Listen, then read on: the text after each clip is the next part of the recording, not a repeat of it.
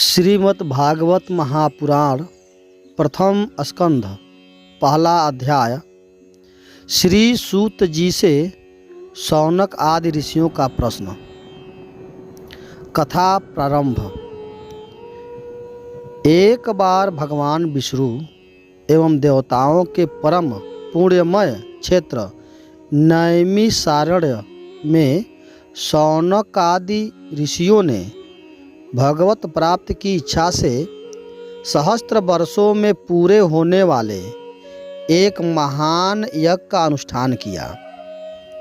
एक दिन उन लोगों ने प्रातः काल अग्निहोत्र आदि नित्य कृत्यों से निवृत्त होकर सूत जी का पूजन किया और उन्हें ऊंचे आसन पर बैठाकर बड़े आदर से यह प्रश्न किया। ऋषियों ने कहा, सूत जी, आप निष्पाप हैं। आपने समस्त इतिहास, पुराण और धर्मशास्त्रों का विधि पूर्वक अध्ययन किया है तथा उनकी भली भांति व्याख्या की है। वेद वेताओं में श्रेष्ठ भगवान बादरायण ने एवं भगवान के सगुण निर्गुण रूप को जानने वाले दूसरे मुनियों ने जो कुछ जाना है, जिन्हें विषयों का ज्ञान है, वह सब आप वास्तविक रूप से जानते हैं। आपका हृदय बड़ा ही सरल और शुद्ध है। इसी से आप उनकी कृपा और अनुग्रह के पात्र हुए हैं।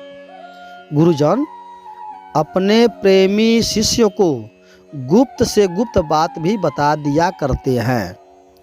आयुष्मान, आप कृपया करके यह बतलाइए कि उन सब शास्त्रों, पुराणों और गुरुजनों के उपदेशों में कलियुग की जीवों के परम कल्याण का सहज साधन आपने क्या निश्चय किया। आप संत समाज के भूषण हैं। इस कलयुग में प्रायः लोगों की आयु कम हो गई है। साधन करने में लोगों की रुचि और प्रवृत्ति भी नहीं है। लोग आलसी हो गए हैं। उनका भाग्य तो मंद ही है, समझ भी थोड़ी है। इसके साथ ही वे नाना प्रकार की विघ्न बाधाओं से घिरे हुए भी रहते हैं। शास्त्र भी बहुत से हैं, परंतु उनमें एक निश्चित साधन का भी नहीं, अनेक प्रकार के कर्मों का वर्णन है। साथ ही वे इतने बड़े हैं कि उनका एक अंश सुनना भी कठिन है। आप परोपकारी हैं। अपनी बुद्धि से उनका सार निकालकर प्राणियों के परम कल्याण के लिए हम श्रद्धालुओं को सुनाइए, जिससे हमारे अंतःकरण की शुद्धि प्राप्त हो। प्यारे सूत जी, आपका कल्याण हो।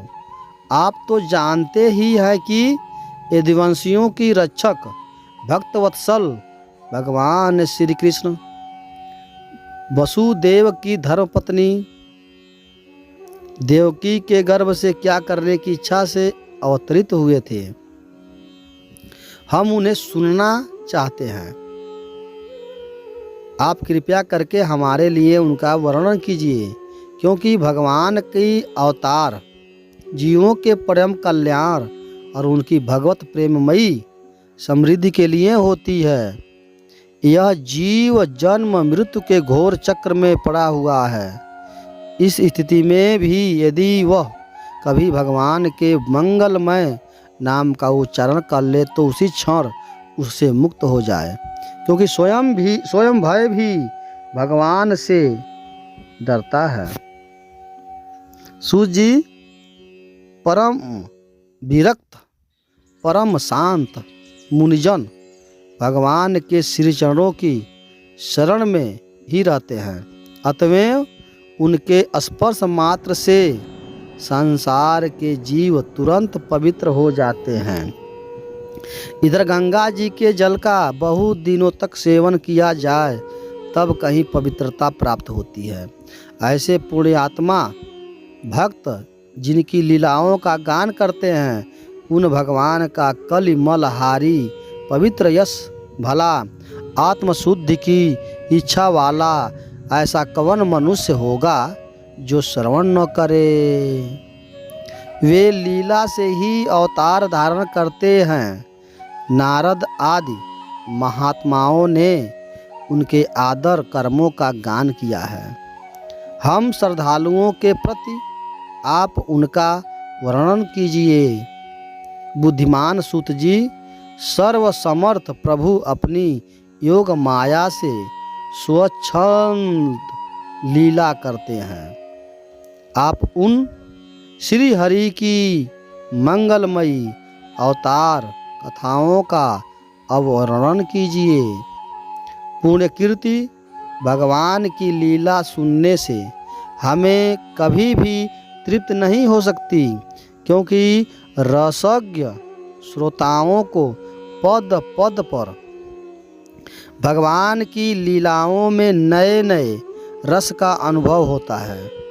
भगवान श्री कृष्ण अपने को छिपाए हुए थे। लोगों के सामने ऐसी चेष्टा करते थे मानो कोई मनुष्य हो, परंतु उन्होंने बलराम जी के साथ ऐसी लीलाएं भी की है, ऐसा पराक्रम भी प्रकट किया है जो मनुष्य नहीं कर सकते। कलयुग को आया जानकर इस वैष्णव क्षेत्र में हम दीर्घकालीन सत्र का संकल्प करके बैठे हैं।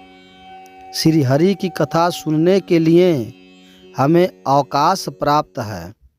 यह कलयुग अंतःकरण की पवित्रता और शक्ति का नाश करने वाला है। इससे पार पाना कठिन है। जैसे समुद्र से पार जाने वालों को करधार मिल जाए, उसी प्रकार इससे पार पाने की इच्छा रखने वाले हम लोगों से ब्रह्मा ने आपको मिलाया है।